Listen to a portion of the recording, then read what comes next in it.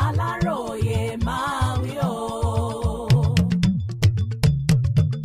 Ìbò 2027 ẹ̀yà haúsá tó bá díje pẹ̀lú ààrẹ Tinubu fẹ́ fowó ṣòfò ní Ganduje.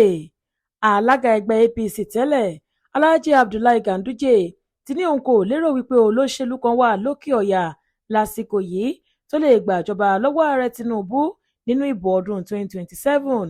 Ó rọ àwọn olóṣèlú jàǹkànjàǹkàn tí wọ́n jẹ́ ọmọ ilẹ̀ haúsá wípé kí wọ́n lọ jáwọ́ nínú èròǹgbà wọn láti dupò ààrẹ pẹ̀lú Tinubu nítorí bí ẹni fowó ṣòfò lásán ni lọ̀rọ̀ náà máa padà já sí fún wọn.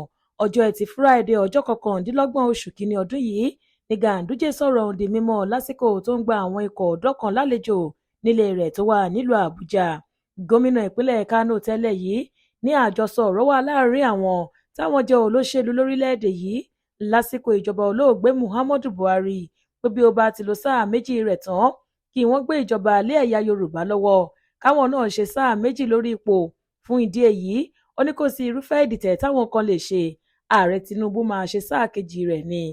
Màá rọ àwọn kan pàápàá jùlọ àwọn tí wọ́n jẹ́ olóṣèlú ilẹ̀ haúsá pé kí wọ́n lọ jáwọ́ nínú èròǹgbà wọn láti díje dupò ààrẹ orílẹ̀-èdè yìí pẹ̀lú ààrẹ Tinubu lọ́dún 2027.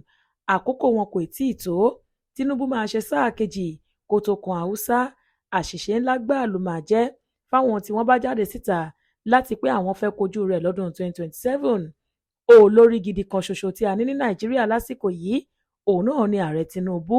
Òun náà ti gbìyànjú gidi nípa ọ̀rọ̀ òṣèlú ó sì máa parí sáà kejì rẹ̀. Máa rọ àwọn olóṣèlú tí wọ́n jẹ́ ẹ̀yà haúsá pé kí wọ́n lọ jáwọ́ nínú èròǹgbà náà nítorí kò sẹ́ni tó máa borí ààrẹ Tinubu lásìkò ìbò ọdún 2027.